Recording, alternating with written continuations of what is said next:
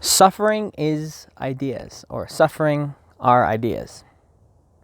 So I want to talk about this. This is very interesting because a lot of our suffering in our lives is just that, an idea, something caused by an idea, by the story that we believe ourselves to be in.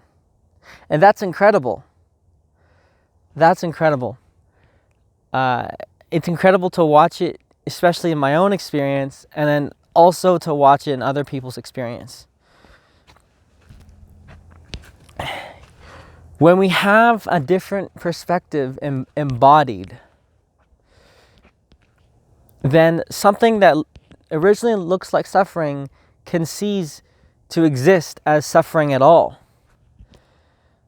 And I've noticed too, even in moments when things are difficult, the reason why we suffer through it is because of how we are talking to ourselves about the experience on its own.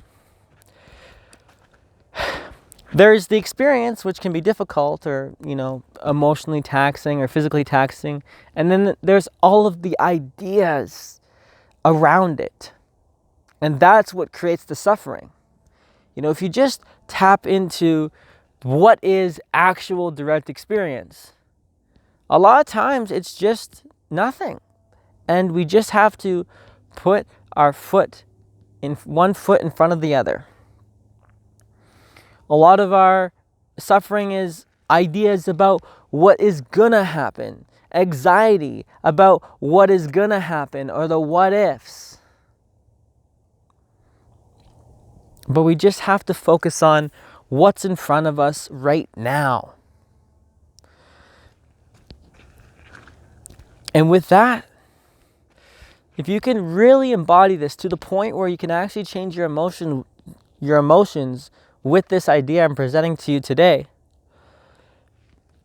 you're going to completely change so many moments in your life. You're going to be able to rewire and reframe things. You're going to reframe things, and you're going to be able to rewire your mind to just lean into what is.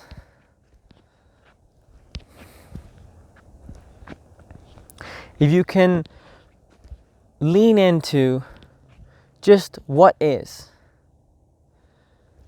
and don't put any further projections onto it,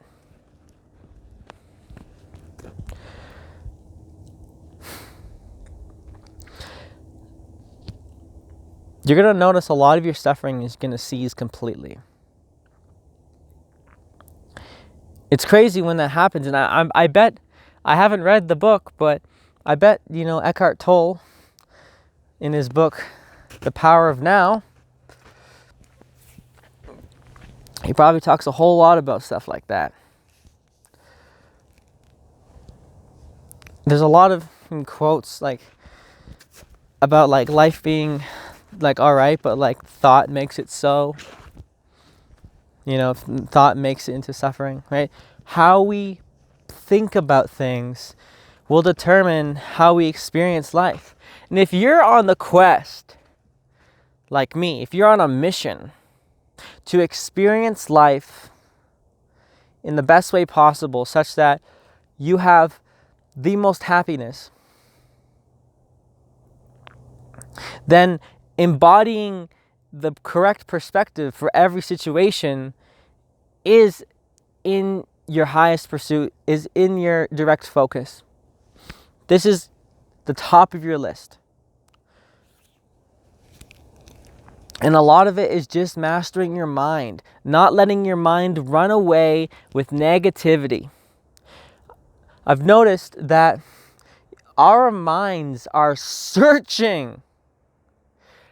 Our minds are searching for negativity to latch on, such that we can give ourselves permission to be in the negative mindset.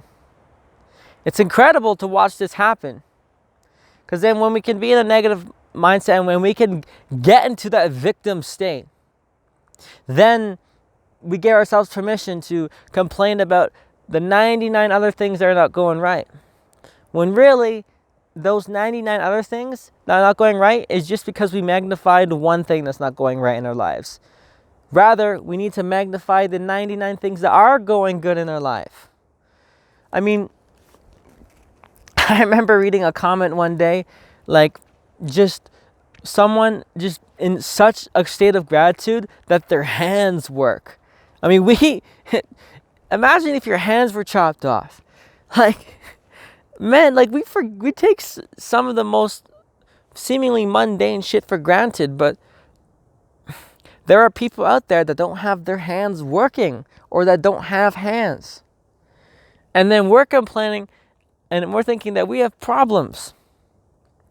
This whole game of life is a game of perspective. It doesn't matter what's going on. So with this, I would like to encourage you to embody a perspective, to always reframe, in times of suffering, in times of discomfort, in times of pain, in times that you have the opportunity to be a victim, you go the other way. And in times that you have the opportunity to have thoughts to make something into suffering, you don't give in to that.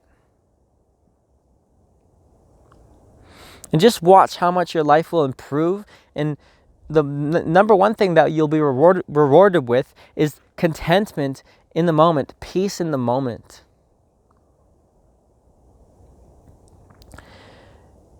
And that's really all we're after.